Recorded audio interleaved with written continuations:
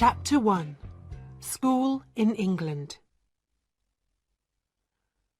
One cold winter day, a little girl and her father arrived in London.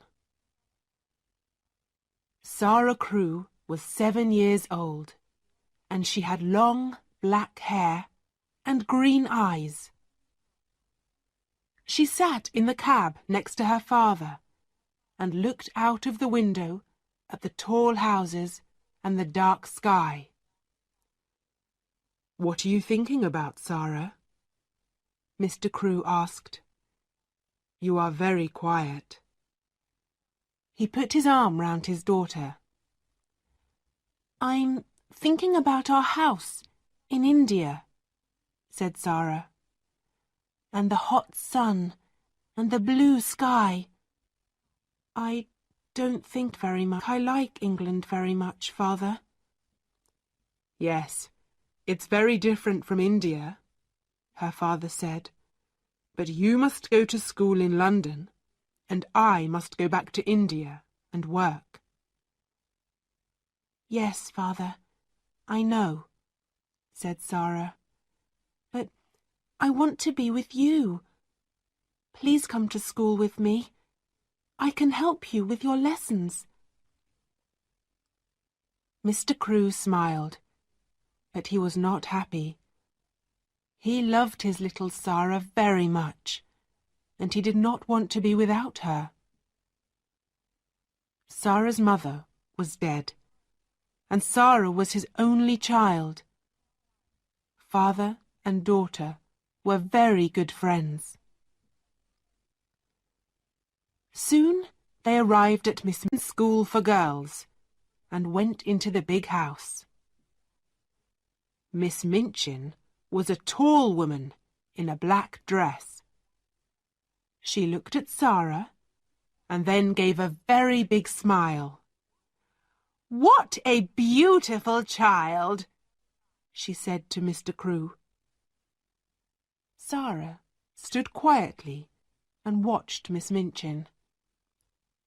"Why does she say that?" she thought. "I am not beautiful, so why does she say it?"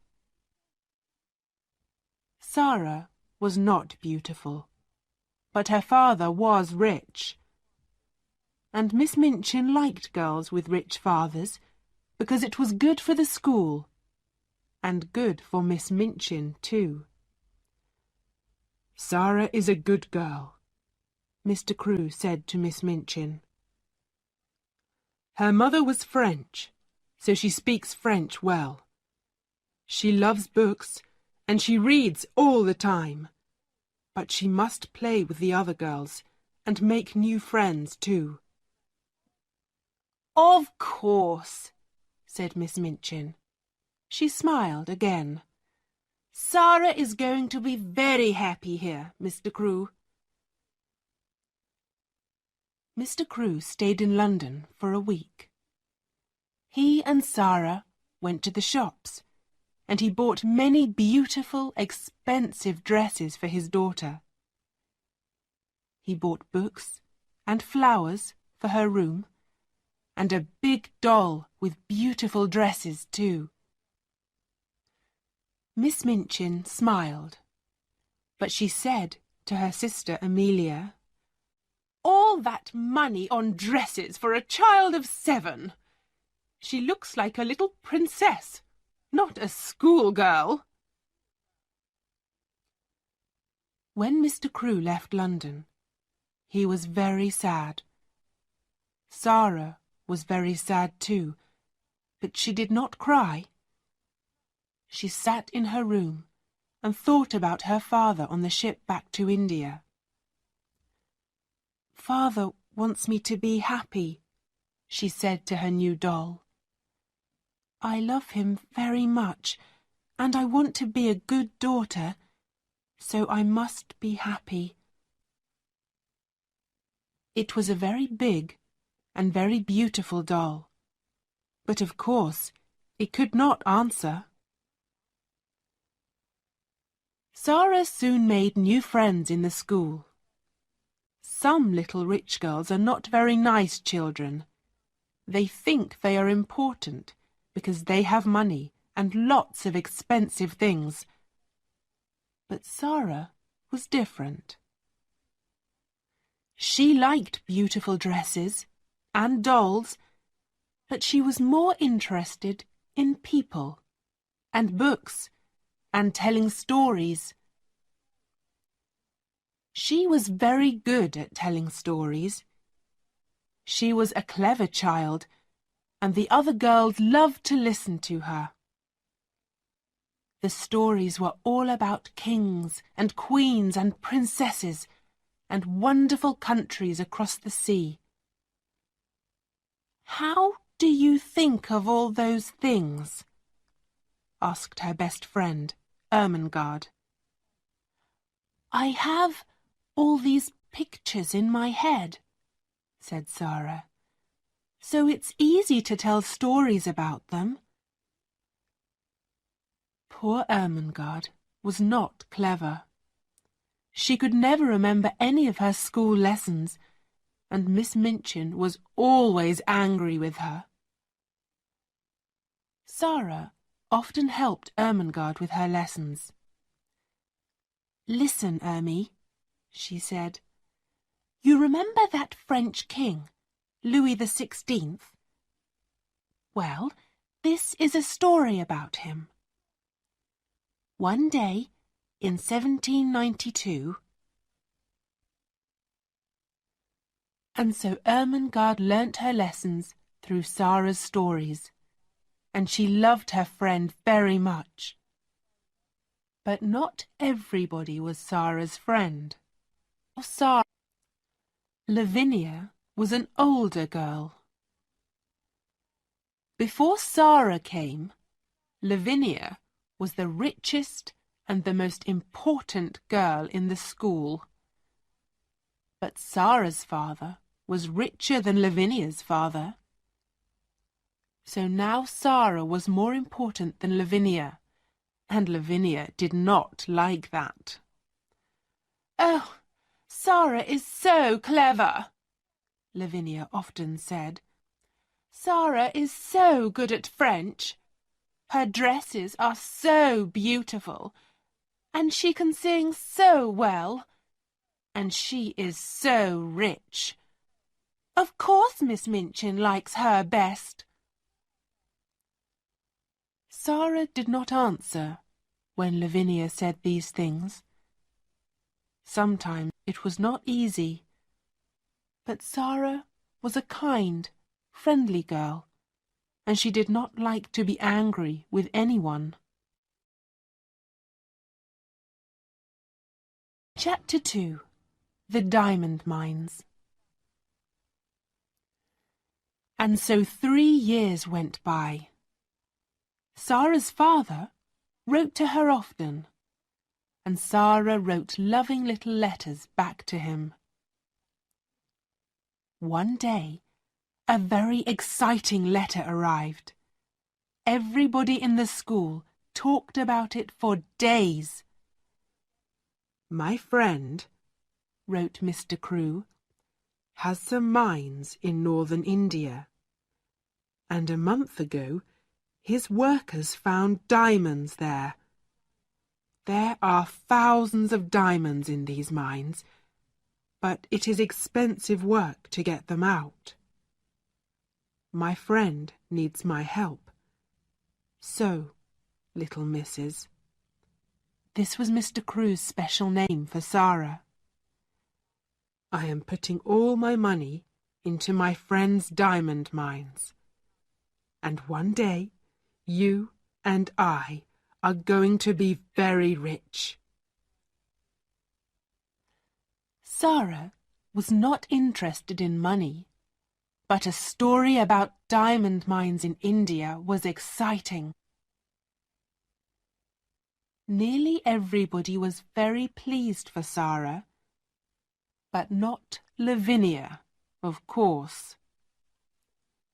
"Huh," she said, "my mother has a diamond. Lots of people have diamonds.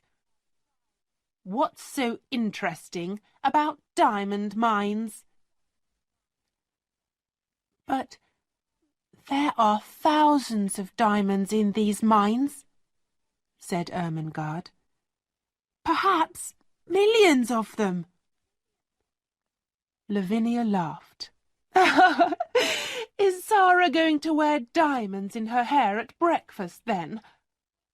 Or is it Princess Sara now? Sara's face went red. She looked at Lavinia angrily, but said quietly, "Some people call me Princess. I know that. But princesses don't get angry or say unkind things. So I'm not going to say anything to you, Lavinia." "To me, you are a princess," Ermengarde said to Sara later. "And you always look like a princess in your beautiful dresses." Sara was a princess to another girl, too. This was Becky.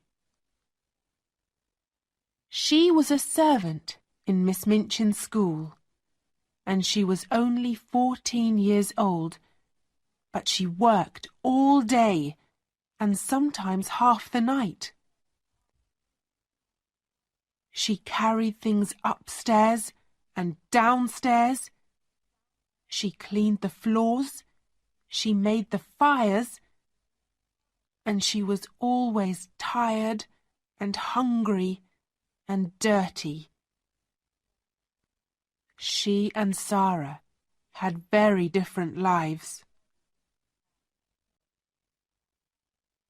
But one day, Sara came into her bedroom, and there was Becky, sleeping in a chair. "Oh, you poor thing," Sara said. Then Becky opened her eyes and saw Sara. She got up at once. "Oh, miss," she said. "I'm very sorry, miss. I just sat down for a minute and—" "Don't be afraid," said Sara. She gave Becky a friendly smile. "You were tired, that's all." Are you going to tell Miss Minchin?" asked Becky. She began to move to the door. "Of course not," said Sara. "Please don't run away. Sit down again for a minute. You look so tired." "Oh, miss, I can't," Becky said. "You're very kind, miss, but Miss Minchin—" "Please," said Sara. She took Becky's hand. "You're only a little girl, like me. Let's be friends." And so Becky sat down again, and soon she and Sara were friends. Nobody knew about this, of course. Rich little girls at Miss Minchin's school did not make friends with servant girls, and it was a wonderful thing for Becky. Nearly every day, she and Sara met in Sara's bedroom, just for 5 or 10 minutes. Becky was always hungry, and Sara often bought nice things for her to eat. They sat and talked, and sometimes Sara told Becky some of her stories. Becky loved that. "Oh, miss," she said, "you tell them so beautifully. Sometimes I like your stories better than things to eat. And after those visits to Sara's room, Becky always felt better. Not so tired and not so hungry. Some months later, Sara had her 11th birthday. Lessons stopped for the afternoon, and there was a big party for all the girls in the school. "This party is expensive for us," Miss Minchins said to her sister, Amelia, "but it looks good for the school." That afternoon, there was a visitor to the school, Miss Minchin's lawyer. He went with Miss Minchin into her office, and they closed the door. In the schoolroom next door, there was a lot of noise from Sara's party. Everybody in there was very happy. But in the office, Miss Minchin was not happy. She looked at the lawyer angrily. "What are you saying? Mr. Crewe has no money? What about the diamond mines?" "There are no diamond mines," said the lawyer. "Well, there are mines, but there are no diamonds in them."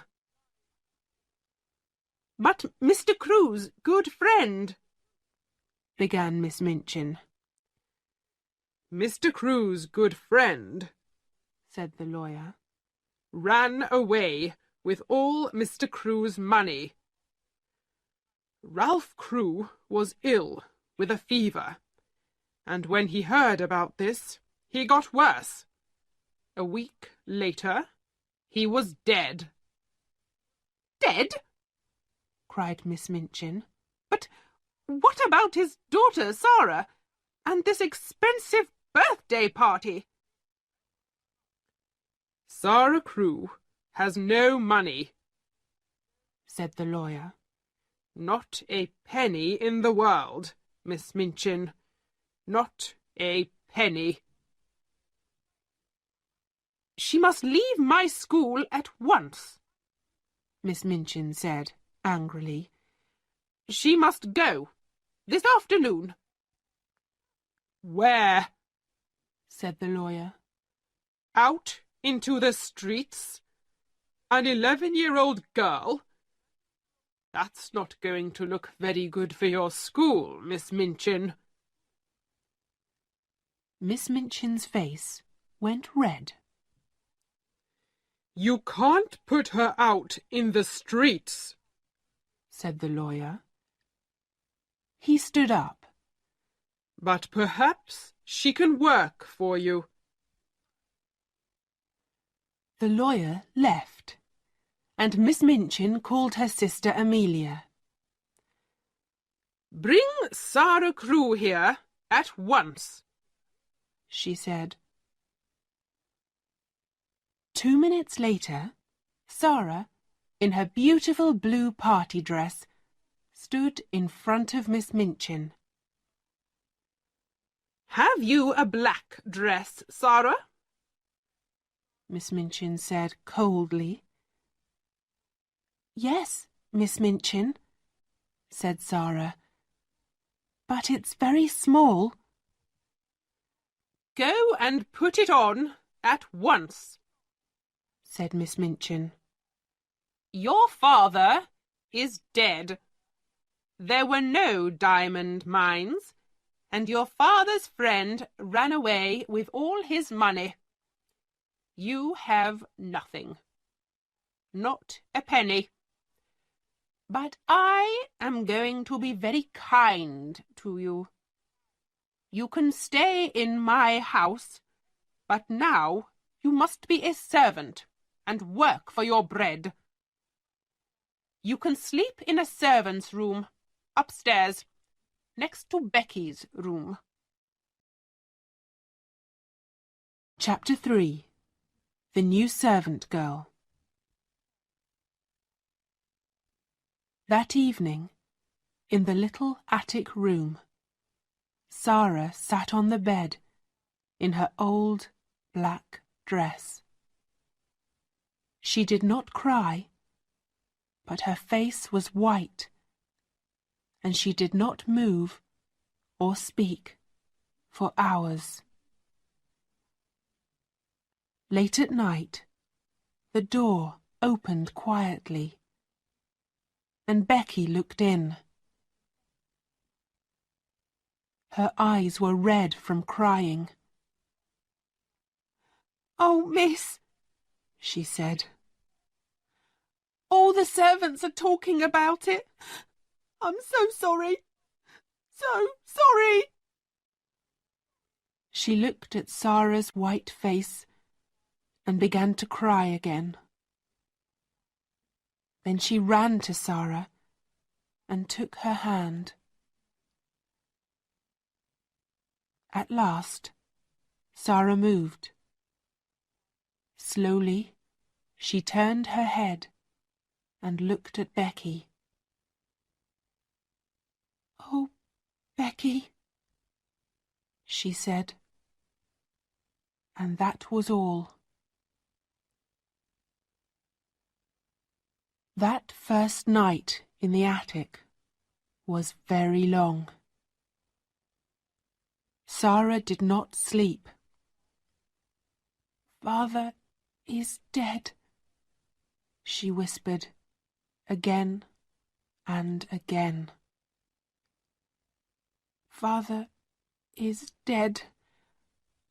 I'm never going to see him again." The next morning, Sara's new life began. She learnt to clean floors and to make fires. She ran upstairs and downstairs, and she worked in the kitchen. The cook was a big woman with a red, angry face. "So," she said, "the little rich girl with the diamond mines is now a servant, eh?" She looked at Sara. "Now, I'm making apple pies this morning. Run down to the shops and get me some apples, and be quick." So Sara ran to the shops and carried a big bag of apples back to the house. Then she cleaned the kitchen floor and carried hot water up to all the bedrooms. She worked every day, from early in the morning to late at night. She helped in the school too. "You speak French well," Miss Minchins said to her coldly, "so you can teach French to the younger children. But you're only a servant. Don't forget that." The first months of Sara's new life were very hard. She was always tired and hungry, but she never cried. At night, in her little attic, she thought about her father, dead in India all those miles away. "I must be brave," she said. "Father always wanted me to be brave. And I have a bed to sleep in and something to eat every day. Lots of people don't have that." At first, Sara's only friend was Becky. Every day, Becky came into Sara's room. They did not talk much, but it helped Sara a lot to see Becky's friendly, smiling face. The girls in the school were sorry for Sara, but Sara was a servant now, and they could not be friendly with a servant. Lavinia, of course, was pleased. "I never liked Sara Crewe," she told her friends. "And I was right about the diamonds. There weren't any." Ermengarde was very unhappy. When she saw Sara in the school, Sara walked past her and did not speak. Poor Ermengarde loved Sara and wanted to be friendly, but she was not clever, and she did not understand. One morning, very early, she got quietly out of bed, went upstairs to the attics, and opened Sara's door. "Ermengarde," Sara said, "what are you doing here?" Ermengarde began to cry. "Oh, Sara, please tell me, what is the matter? Why don't you like me now?" "I do like you," Sara said. "Of course I do. But, you see, everything is different now. Miss Minchin doesn't want me to talk to the girls. Most of them don't want to talk to me. And I thought perhaps you didn't want to." "But I'm your friend!" cried Ermengarde. "I'm always going to be your friend, and nobody can stop me." Sara took Ermengarde's hands. She suddenly felt very happy. Perhaps she cried a little too. Who can say? There was only one chair, so the two friends sat on the bed. Ermengarde looked round the attic. "Oh, Sara, how can you live in this room? It's so cold and dirty." "It's not so bad," said Sara. "And I've got lots of friends. There's Becky in the next room, and come and see." She moved the table under the window, and then she and Ermengarde stood on it and looked out of the window over the roofs of the houses. In her pocket, Sara had some small pieces of bread. She put her hand out of the window with the bread on it. "Watch," she said. After a minute, a little brown bird flew down to Sara's hand and began to eat the bread. Then a second bird came, and a third, and a fourth. "Oh, Sara, how wonderful!" said Ermengarde. "They know I'm their friend," said Sara, "so they're not afraid. Sometimes they come into the room too." Ermengarde looked across the roof to the next attic window. "Who lives in that house?" she asked. "Nobody," said Sara sadly. "So I never see anybody at that window, and I can only talk to the birds." But one night, 2 or 3 weeks later, Becky came into Sara's room. She was very excited. "Oh, miss," she said, "an Indian gentleman is moving into the house next door." Well, he's English, but he lived in India for years and years. And now he's going to live next door. He's very rich, and he's ill. Something bad happened to him, but I don't know what. Sara laughed. "How do you know all this?" she said. "Well, miss, you know the Carmichael family across the street?" Becky said. "I'm friendly with their kitchen girl, and she told me. Mr. Carmichael is the Indian gentleman's lawyer, so they know all about him." Chapter 4. Ram Dass and the Monkey. Every morning, when Sara gave the birds their bread, she looked across to the attic window next door, but nobody opened it. Nobody called out, "Good morning," across the roof, or gave Sara a friendly smile.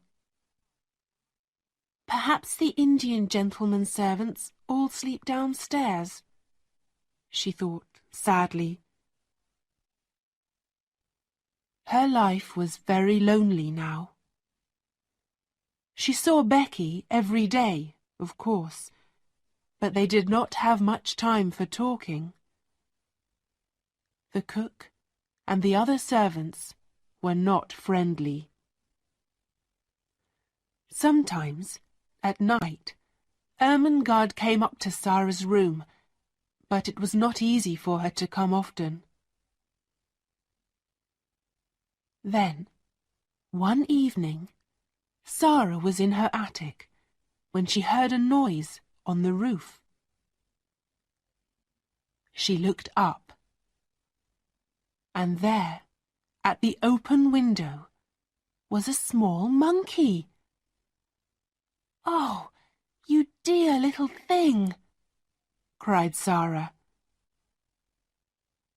At once, the monkey jumped down and began to run round the room. Sara laughed. She got up on the table and looked out of her window, and at the next window she saw a face. The smiling face of an Indian lascar. "Oh!" cried Sara. "Have you got a monkey? He's in my room." The lascar's name was Ram Dass. And yes, it was his monkey. He gave Sara a big smile. "I'm so sorry," he said. "Can I come and get him?" "Oh, yes, please," said Sara. "I think he's afraid of me, and he runs so fast. But can you get across the roof?" Yes, Ram Dass could. And a minute later, he was in Sara's room. Soon, the monkey jumped into his arms, and Ram Dass thanked Sara again and again. Then he went away, across the roof, back into the house next door. Sara went to the shops 5 or 6 times a day, and when she walked past the house next door, she often thought about the Indian gentleman. She felt sorry for him. He had no wife or family, and the doctor visited the house every day. Mr. Carmichael, the lawyer, often visited too, and sometimes the Carmichael children went with him. Sara was pleased about that. "It's nice to see friendly faces when you are children ill," she thought. The Indian gentleman thought that too. He liked children very much, but he was a very unhappy man. Mr. Carmichael was his friend, and he talked to him a lot. But they talked about only one thing. "I must find the child," said the Indian gentleman. His name was Mr. Carrisford. "I must find her and take care of her.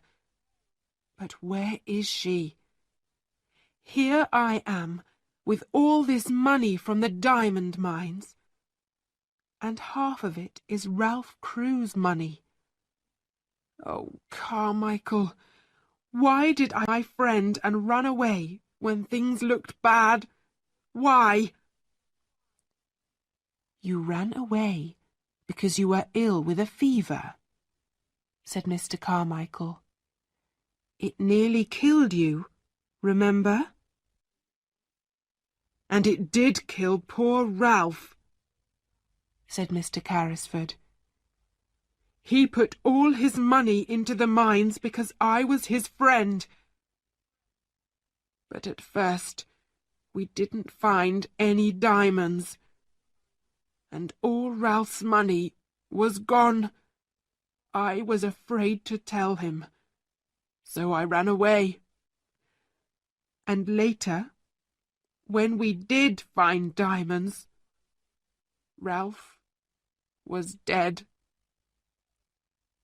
He laughed angrily. "What a brave friend I was!" "It's not easy to be brave," Mr. Carmichael said quietly, "when you're ill with a fever." Mr. Carrisford looked into the fire.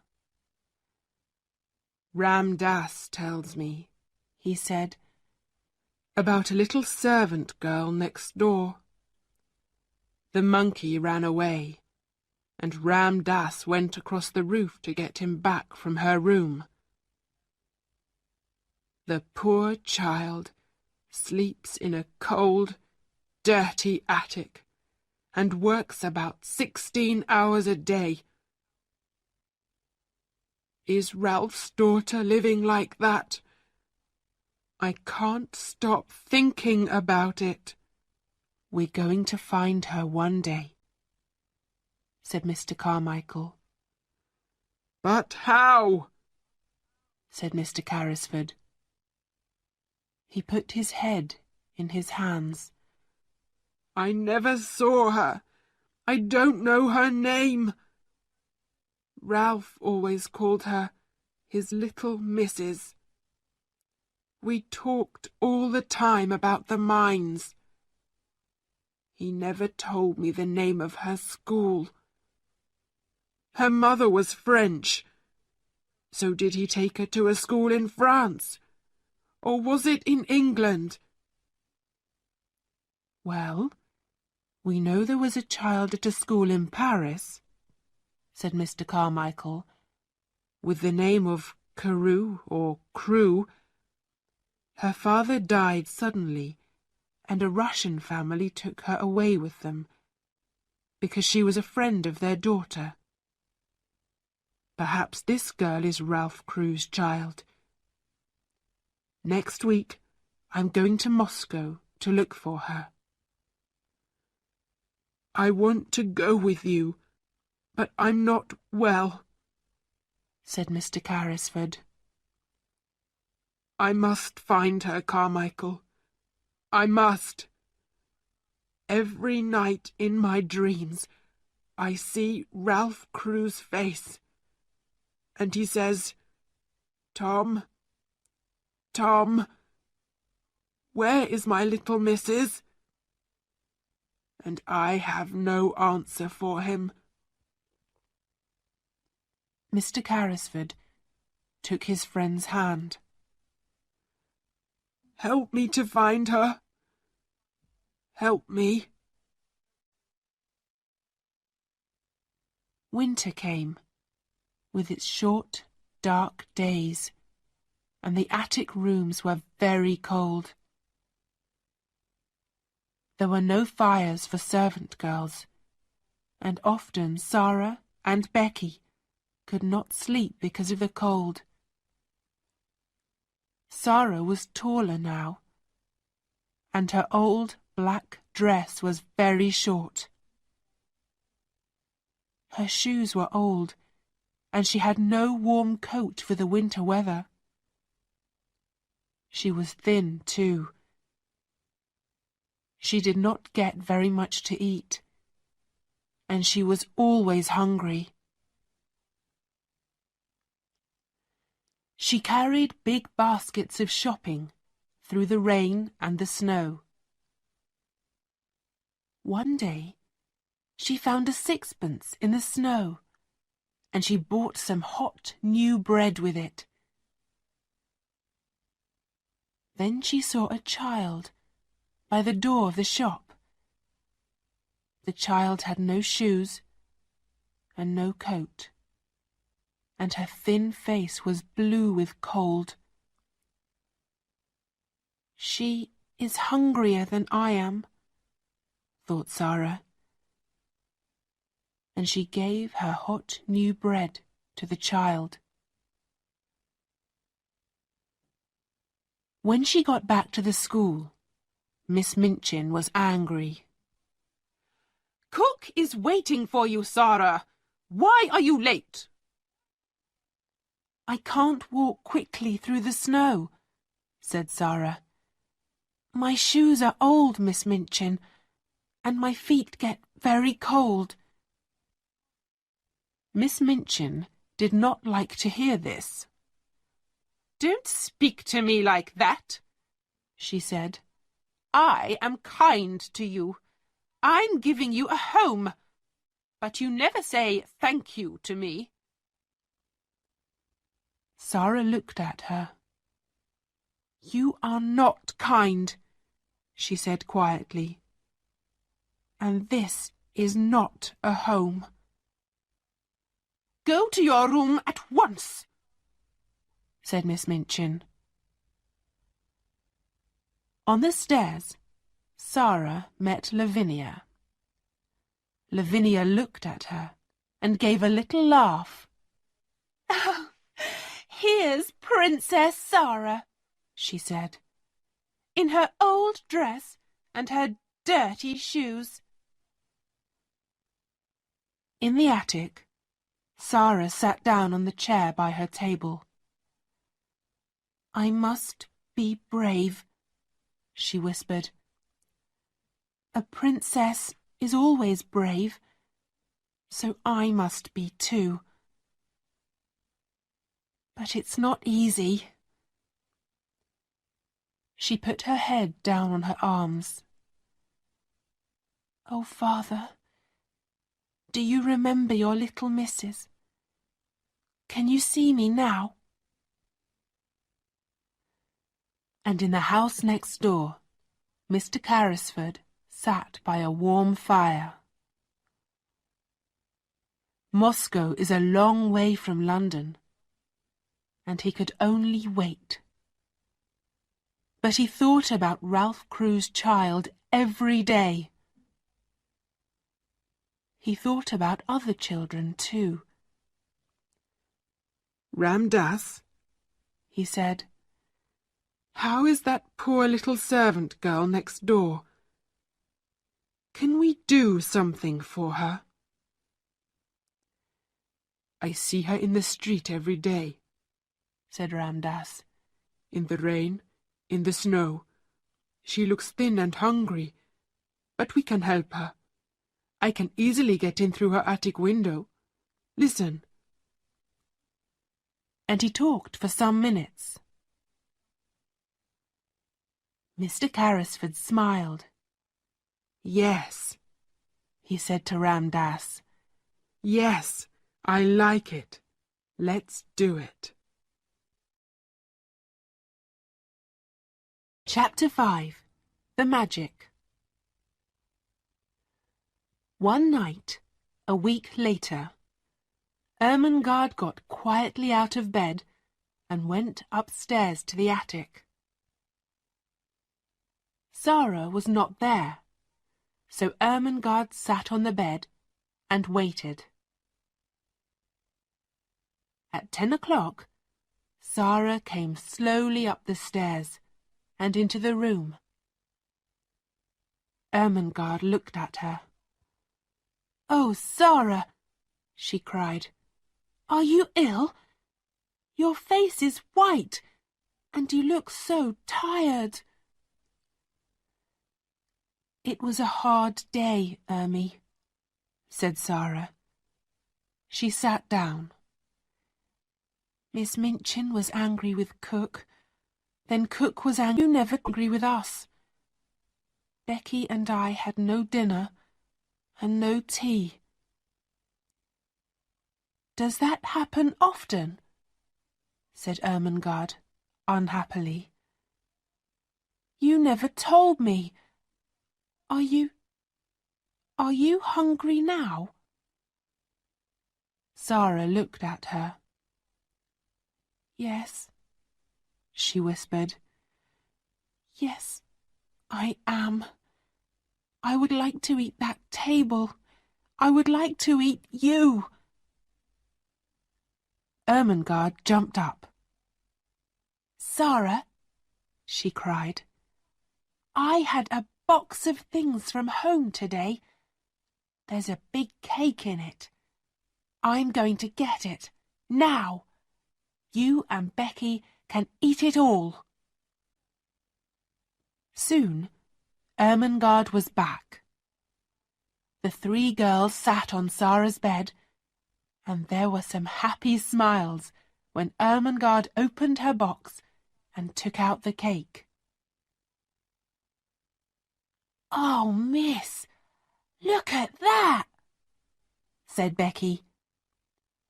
"You are kind, Ermi," said Sara. She laughed. "It's magic, you know. When things are very bad, something nice always happens. Here we are, having a party." Ermengarde gave Sara and Becky some cake, and they began to eat. Suddenly, they stopped. There was a noise of feet on the stairs. They listened. "Oh, no," whispered Becky. It's Miss Minchin." "Yes," said Sara. Her face was white again. Then the door opened and Miss Minchin came in. "So, Lavinia was right," she said angrily. "Tea with Princess Sara. Becky, get back to your attic at once." "Oh, please, Miss Minchin," cried Ermengarde. "It was my cake from home. We're only having a party." "Go back to your room, Ermengarde," Miss Minchin said coldly. "and take these things with you. And tomorrow," she looked at Sara, "there's no breakfast, no dinner, and no tea for you. Remember that." Soon, the attics were quiet again. Tired and hungry, the 2 servant girls went to sleep. But after an hour or 2, Sara opened her eyes. Was it a noise from the window, perhaps? "Something is different," Sara whispered. "What is it?" She sat up in bed and looked round the room.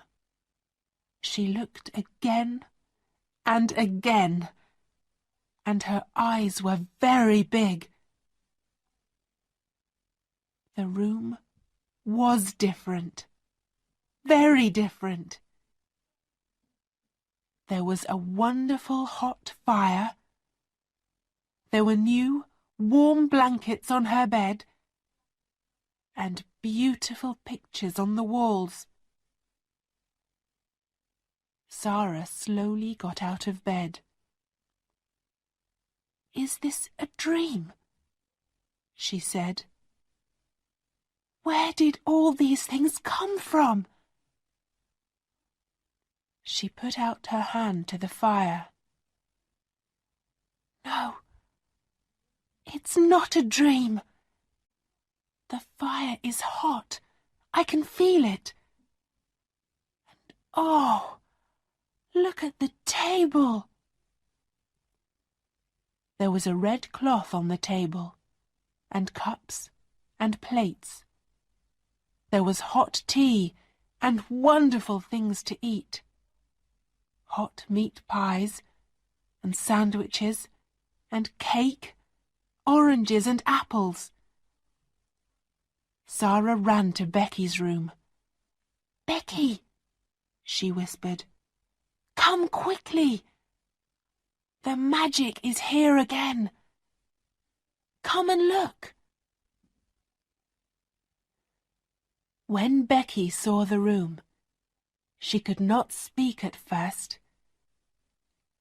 Then she said, "Oh, miss, what is it? How did all these things get here?" "I don't know," said Sara. "It's magic.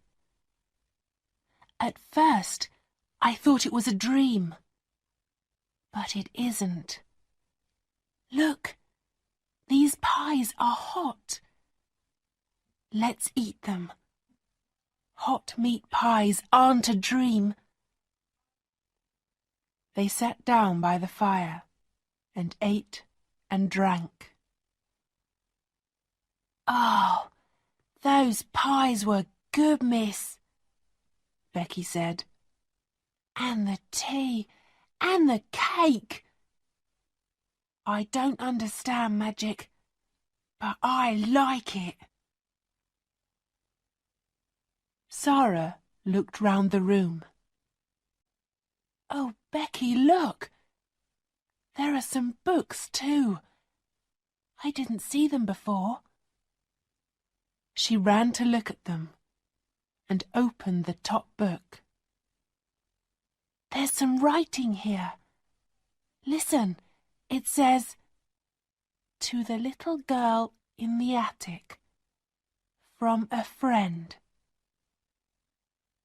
Oh, Becky." Sara closed the book and looked up. "I have a friend, Becky," she said slowly. "Someone is my friend." The next morning, Becky met Sara in the kitchen. "Oh, miss," she whispered, "was the magic there this morning, or did it go away in the night?" "No, it's still there," Sara whispered back. "I ate some cold meat pie for breakfast, and the fire was still warm." Becky laughed happily. Oh my, she said. Miss Minchin could not understand it. When Sara came into the schoolroom, she looked happy and well. Miss Minchin wanted to see a white, unhappy face and eyes red from crying. "How can that child smile?" she thought angrily. But of course, she did not know about the magic. And the magic did not go away. Every evening, when Sara went up to bed, she found new things in the attic. There were more warm blankets for her and for Becky, There were pictures on the walls. There were books, new shoes, and a winter coat. And best of all, there was always a fire and a wonderful hot dinner on the table. But where does it all come from?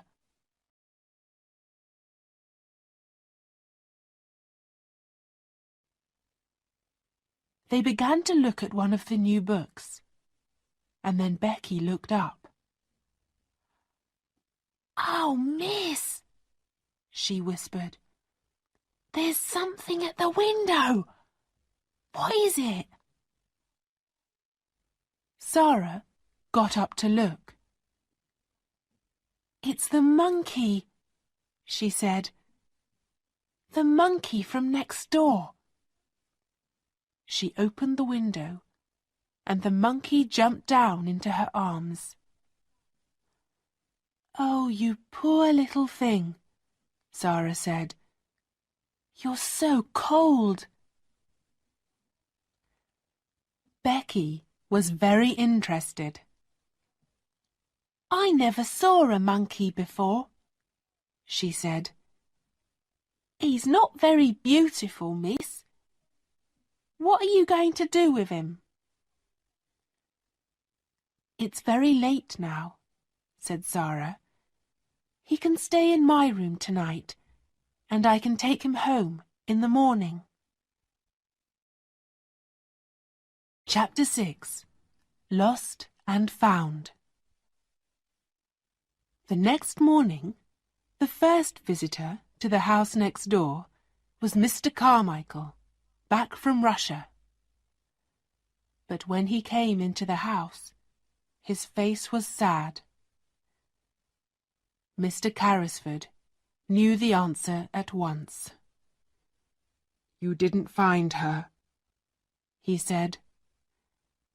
"I found her," Mr. Carmichael said.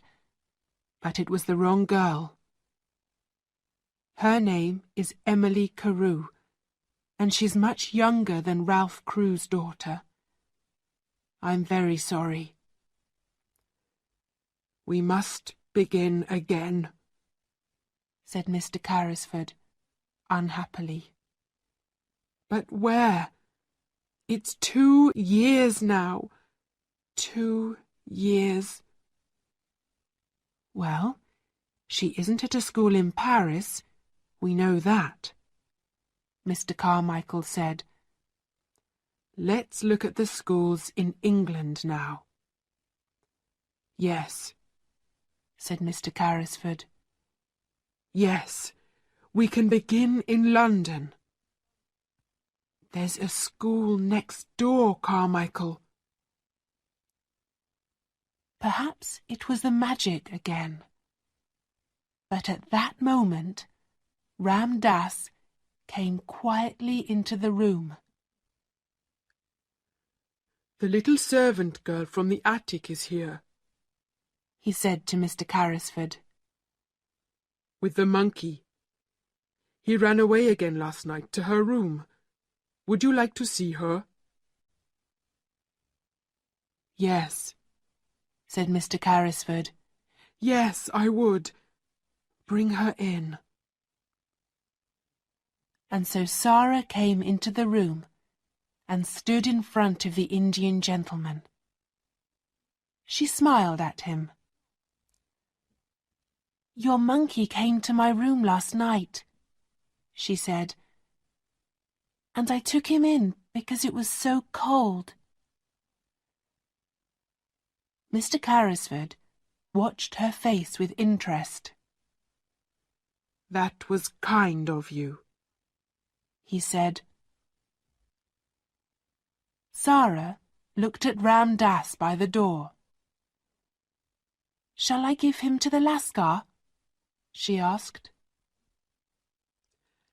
"How do you know he is a Lascar?" said Mr. Carrisford. "Oh, I know Lascars," Sara said.